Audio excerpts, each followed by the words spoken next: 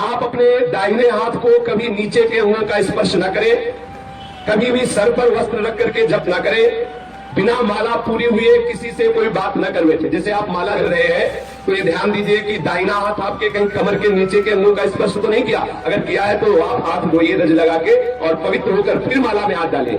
अब तो आश्चर्य की बात है, माला भी चल रहा है, लघुशंका भी कर रहे खड़े खड़े परिक्रमा में। देखा आपको सत्संग तो मिलता नहीं ना, माला भी चल रहा है और खड़े खड़े लघुशंका भी कर रहे हैं, ऐसा नहीं। ये माला भगवत स्वरूप है। अगर लघुशंका आई है तो वहां लघुशंका करने के लिए सोचो जहां पहले आपको जल मिले, कोई पात्र रखो, उससे जल लो, पवित्र होकर आचमन करके फिर जप करो। अगर लघुशंका करके आपने आचमन नहीं किया, हाथ नहीं धोए, पैर नहीं धोए, तो आप जो जप करोगे उसका प्रभाव आपके हृदय में काम क्रोध को प्रकट कर देगा।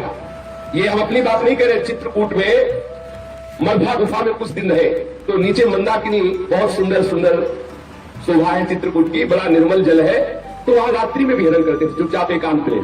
तो देखा एक शिला के ऊपर कम्बल ओढ़े हुए कोई पड़ा है, तो विचार किया कि रात्रि का समय और बीच मंदाकिनी के ऐसे त्रिकोण पत्थर पर लेटना, ये तो बड़ी विचित्र बात है। तो हम इंतजार करते रहे, 2 बजे उठे और बाहर मंदाकिनी के आए।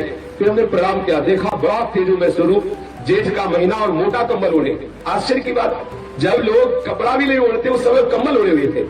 हम प्रणाम किया तो और मुंह घुमा के उधर चले गए। फिर हम दौड़ के गए जैसे किसी को निधि मिले, इतना आनंद का अनुभव हो रहा था। कई बार उनको दौड़ दौड़ के सामने से प्रणाम किया लेकिन कुछ बोले नहीं, पीठ करके खड़े हो गए।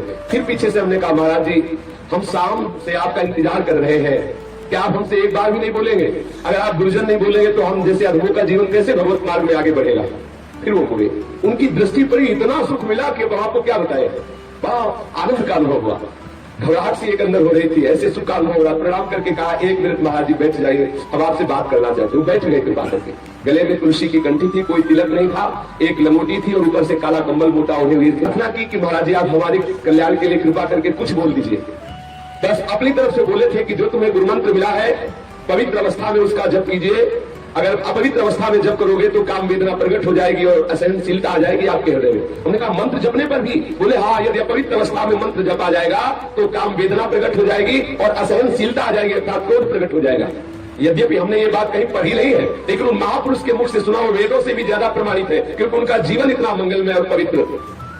जो पूज्य श्री राजेंद्र दास जी के यहाँ तबला बजाते हैं वो युगल किशोर, वो भी उनको भी दर्शन कराए, वो भी देखा था उन संत को, उनसे पूछ लेना कितने तेजस्वी और तपस्वी महापुरुष थे। उन्होंने कहा कि यदि आप अपवित्र दिशा में गुरुमंत्र का जप करेंगे तो गुरुमंत्र आपके हृदय में काम वेदना प्रकट कर देगा और असहनशीलता आ जाएगी। इसलिए मंत्र जपने वाले को बहुत सावधान रहना चाहिए, सदैव पवित्र रहना चाहिए। लघुशंका करे तो जल का प्रयोग करे, शौच में जाए तो कमर के नीचे कम से कम स्नान जरूर करे, 2 बार तो पूरा स्नान करे, और अगर कई बार जाना पड़े, कोई रोग है तो कमर के नीचे जरूर। और सूती वस्त्र जितने भी धारण किए वो शौच के बाद उनको धोना चाहिए।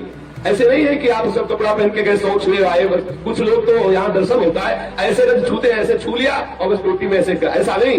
कम से कम जब बिल्कुल कम तो 7 बार बायां हाथ धोइए, फिर उसी बाएं हाथ से रज लेकर हाथ पैर में रज लगाकर धोइए पैर में, फिर दोनों हाथ मिला करके कम से कम 5 बार रज से धोइए। आप सोचेंगे कि ये तो नाली जाम करवा देंगे हमारे बाथरूम की। थोड़ा थोड़ा रज ले लीजिए। पहले अगर साबुन लगाना है तो पहले रज के बाद साबुन मत लगाइए, रज परम पवित्र है। जितनी आप पवित्रता का निर्वाह करेंगे उतने ही आपके हृदय में मंत्र प्रकाशित होगा। जिसका शरीर अपवित्र है, मन पवित्र है, तो मंत्र कहां प्रकाशित होगा? इसलिए अपवित्र हाथ से कभी दाहिने हाथ को नीचे के अंगों का स्पर्श नहीं होने देना चाहिए। अगर करिए तो फिर रज लगा के धोइए। और कभी सर पे वस्त्र रख करके मंत्र नहीं जपना चाहिए। मंत्र जपते समय सर खाली होना चाहिए और बिना माला पूरी हुए कोई भी आवश्यक बात हो तो भी नहीं करना चाहिए। यदि आपको बहुत आवश्यक हुआ और आप बोल दिए तो फिर आपको पहले 1-2 बार कीर्तन करना चाहिए, फिर जहां से माला रोका था वहां से नाम जप कीजिए, वहां से मंत्र जप कीजिए। 1-2 बार जो गुरु प्रदत्त नाम है उसका कीर्तन कीजिए, जोर से उच्चारिए। जैसे संन्यास मार्ग वाला है तो प्रणव का उच्चारण करे, अपने वैष्णव जन है, रसिक जन है तो इष्ट का नाम उच्चारण करे। पश्चात आपके रूप में क्या है, माला छोड़ के मुझे बात करनी पड़ी। यदि आप अनावश्यक बोल गए, संसारिक बात बोल गए तो आपके जप का प्रभाव आपके हृदय में नहीं पड़ेगा। माला बिना पूरी हुए यदि आप बीच में बिना आवश्यक की बात बोल गए तो माला का प्रभाव आपके चित्त में नहीं पड़ेगा। इसलिए अपने लोगों के ऊपर कोई प्रभाव नहीं पड़ रहा। माला लिए हो प्रपंच की बात कर रहे हैं, माला लिए हैं दूसरे की निंदा कर रहे हैं, माला लिए हैं संसारिक बातें कर रहे हैं। सावधान, जितने समय जप में बैठो तो सिर्फ जप में हो। अगर आप हर समय जप कर रहे हैं तो आज जब तक माला पूरी ना हो जाए तब तक बात न करें, और बात भी करें तो भागवतिक बात होनी चाहिए, अनावश्यक बेकार की बातें नहीं होनी चाहिए। जब आप अनावश्यक कोई बात कर ले तो नाम कीर्तन करके ही माला प्रारंभ करें। और ध्यान रखें, जब जप पूरा हो जाए तो आचमन करके किससे ही से बोले, और जब बात पूरी हो जाए तो आचमन करके फिर जप करें। ये मंत्र जप का विधान है। नाम जप में भी जब तक माला पूरी न हो तब तक बीच में नहीं बोलना चाहिए।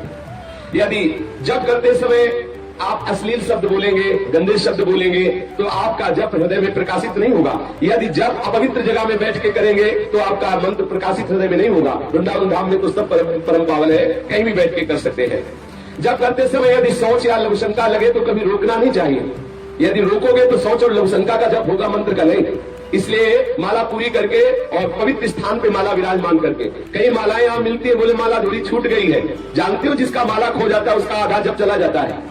जितना आपने जीवन में जप किया, माला गया तो आधा जप जो है आपका उसके पास चला गया जो आपकी माला ले लिया। इसलिए माला को प्राणों से भी प्यारी बचा के रखो। जब आपके हाथ में माला हो तो किसी को प्रणाम मत करो। अगर प्रणाम करने की तत्काल आवश्यकता पड़ी तो माला को ऐसे सर पर रखे दाहिने हाथ से और मस्तक धरती पे रख दो।